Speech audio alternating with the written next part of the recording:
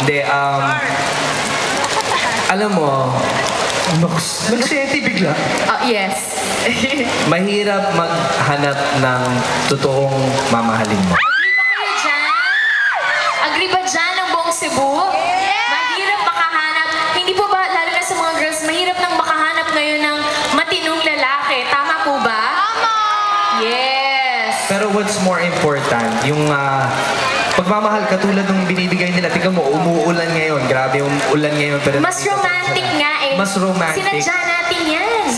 Dinook natin yung ulan na yan. Sabi natin, Valentine's mas maganda ito pag may ulan, malamig. Tinawag natin si God. Sabi, God, gusto kong umulan ngayon. Yes, let us shower.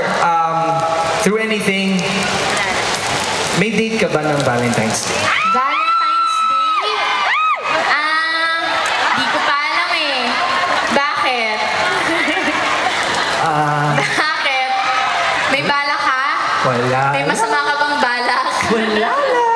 Hindi, Date of ng course. Valentine's Day. Tanong muna natin, kayo po ba book na ang inyong Monday? Meron na po ba kayong mga date? Sino dito ang walang date? Walang date? Wala kayong date? Sino katabi mo? Parang di naman ako na makapaniwala na wala siyang date. Yung gwapo niyang yan. Oo. Diba? Nakakabit mo nga eh. Sige. Tawagin mo siya ulit. Hindi, joke Mag-uusap lang tayo. ko naman. Ina-appreciate ko lang naman yung kagwapuhan niya. Ikaw naman. Ako rin yung nagagwapuhan ako sa kanya.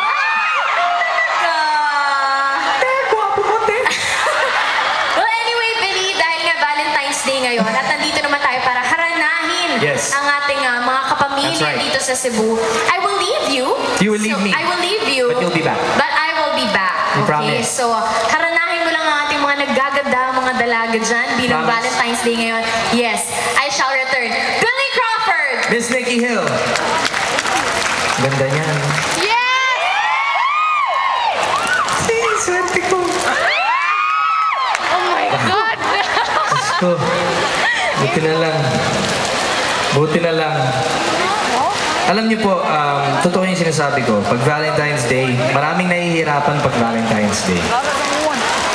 Do you agree with me? Yeah. Di ba kayo nahihirapan minsan makahanap ng kahit ka-date lang, hindi boyfriend, hindi girlfriend? Nahihirapan ba kayo minsan? Ano ang hinahanap niyo? Sa isang, alam mo, bababa lang ako sa date.